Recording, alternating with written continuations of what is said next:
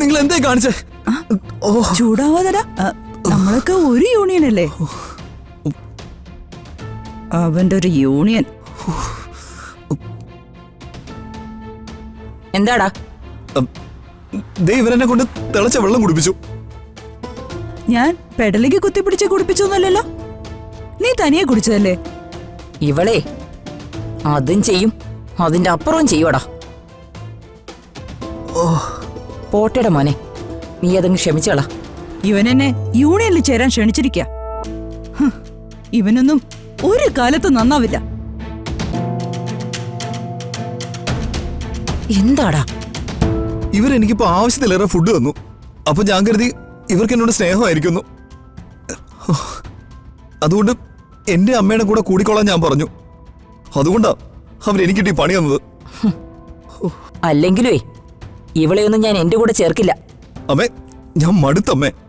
ഈ വീടിനകത്തിട്ട് അവരെന്നെ കൊല്ലും.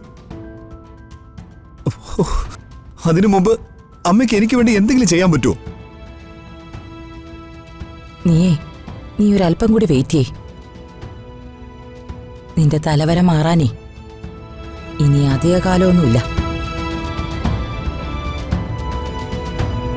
ഒരു രാത്രിക്ക് ഒരു പകൽ ഉറപ്പല്ലേ?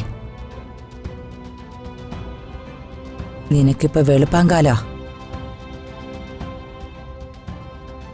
ഇനി വരുന്നതേ നിന്റെ നല്ല കാലത്തിന്റെ പകലുകളാ.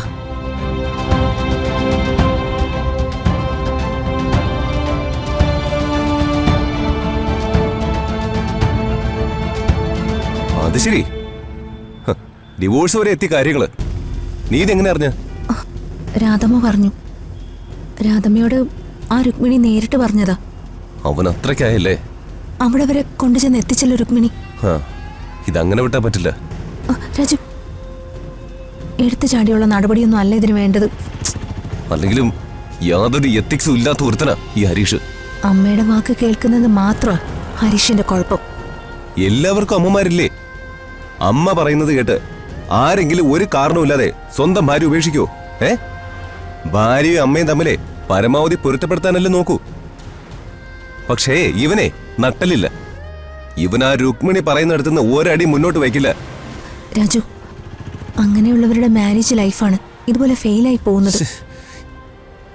എന്തായാലും ഇതങ്ങനെ വിട്ട പറ്റില്ല ഋതു.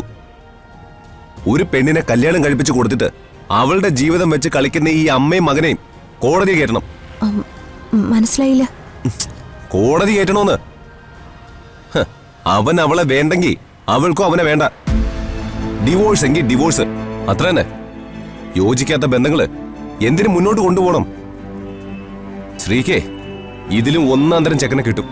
അവളുടെ കല്യാണം നമ്മൾ വേറെ നടത്തും. രാജു, ഇത് ഇമോഷണലായി പറയുന്നതാ. ഇമോഷണൽ ആയിട്ട് പറയുന്നതല്ല, പ്രാക്ടിക്കൽ ആയിട്ടുള്ള കാര്യങ്ങൾ തന്നെയാ ഞാൻ പറയുന്നത്. ഞാനൊരു കാര്യം ചോദിച്ചോട്ടെ? ചോദിക്കേ. നാളെ ഞാനും രാജുവും തമ്മില് ഇതുപോലൊരു സിറ്റുവേഷൻ ഉണ്ടായാലോ? ഇങ്ങനെയുള്ള പ്രശ്നങ്ങളൊന്നും നമ്മുടെ ലൈഫിൽ ഉണ്ടാവില്ല ഋതു. ഉണ്ടായിന്നിരിക്കട്ടെ, ഫാമിലി ലൈഫല്ലേ. അങ്ങനെ ഉണ്ടായാ രാജു ഇതേ തീരുമാനം തന്നെ എടുക്കുവോ? ഡിവോഴ്സ് നടക്കട്ടെ എന്ന് പറയോ?